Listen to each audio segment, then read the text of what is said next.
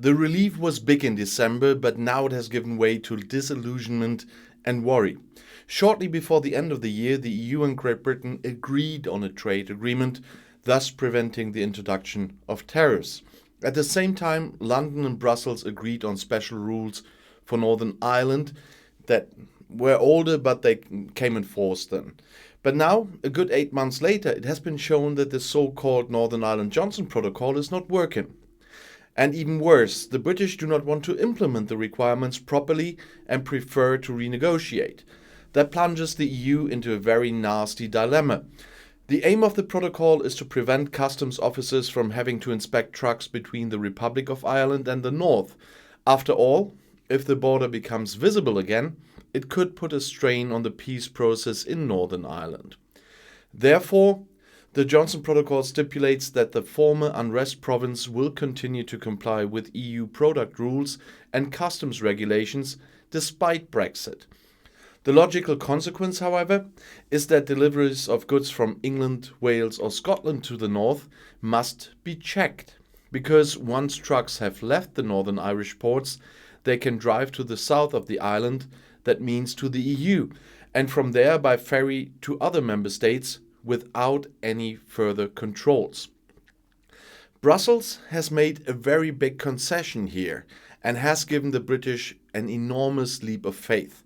After all, the common internal market is the heart of the European Union. Goods can be sold from one EU country to another without any bureaucratic hurdles, and consumers can safely purchase products from other EU countries. The safety standards are the same. The looseness on the inside forces hardness on the outside. At ports, airports, and external land borders, officials have to prevent dangerous goods from entering the internal market, because what is inside can hardly be stopped. British officials at ports in Northern Ireland are now taking on this important task.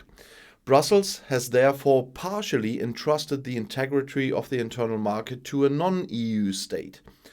Boris Johnson is partly responsible for ensuring that no incorrectly declared inferior imported meat ends up in the refrigerated counters in supermarkets in Rostock or Rome. Sounds daring, but the EU has accepted it for the sake of peace in Northern Ireland. However, Prime Minister Johnson does not want to implement the protocol as agreed. He is bothered by the checks and bureaucracy involved in deliveries from the rest of the kingdom to the north. Because, unfortunately, he promised the voters that there will be no such checks, which he knew by the time already that it's a lie. This outrageous breach of contract does not yet pose a major risk to the internal market. The same high product standards apply in the UK as in the EU now. So it shouldn't be a problem if food from England gets into the north and from there into the EU without proper checks. However, Johnson wants to deviate from EU rules in the future.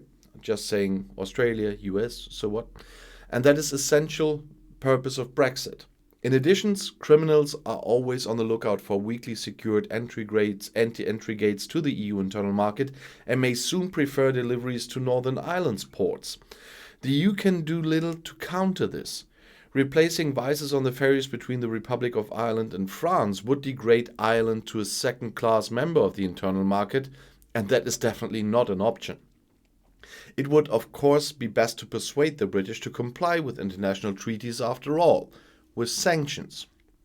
In fact, the EU Commission has already initiated proceedings, but it can take time for them to ultimately result in punitive tariffs.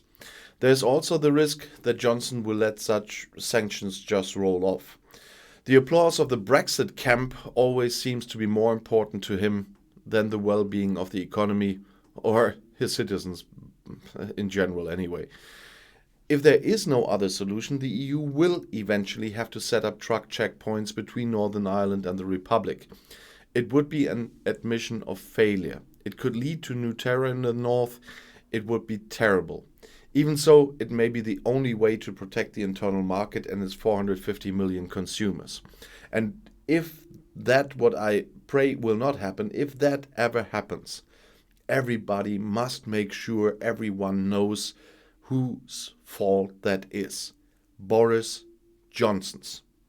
I'll see you in my next video. Bis gleich.